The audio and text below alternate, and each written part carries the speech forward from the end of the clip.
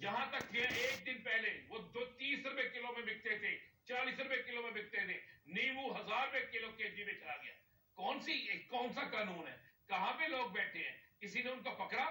کسی نے کہا کہ یہ ریٹ لسٹ ہے، آپ اس ریٹ لسٹ کے مطابق بیچیں؟ کسی نے جا کے چیک کیا کیا ہوتا ہے؟ یہ وہ ملک ہے، ہم اس ملک میں بیٹھے ہیں، ہوا کیا ہے؟ آج جا کے چیک کریں۔ میں پریشان ہو گیا کیونکہ میں اس علاقے میں رہتا ہوں جہاں پہ پاکستان کی سب سے بڑی چمڑا منڈی ہے۔ وہاں پر گائے، بھینس، اونٹ، بکرے کی کھال 100 روپے کی بک رہی ہے، گائے کی کھال 300 روپے میں بک رہی ہے، اونٹ کی کھال 200 میں بک رہی ہے، اور اسی کھال کا بنا ہوا پرس، جوتا 6000 7000 8000 9000 میں بکتا ہے۔ ایک منافری بنی ہوئی ہے۔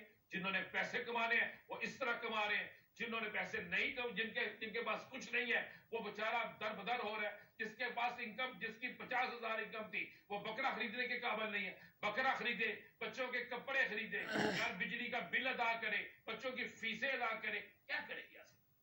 یہ تو عالم ہو چکا ہے۔ اور اس حکومت کو آپ دیکھ لیں، عید کے روز وہاں پہ ایک بڑا خوبصورت عید والے دن دوسرے دن ایک پریس کانفرنس ہوتی ہے، اس پریس کانفرنس میں خوشی منائی جا رہی ہے۔ میں نے بہت سے حکومتی وزراء کے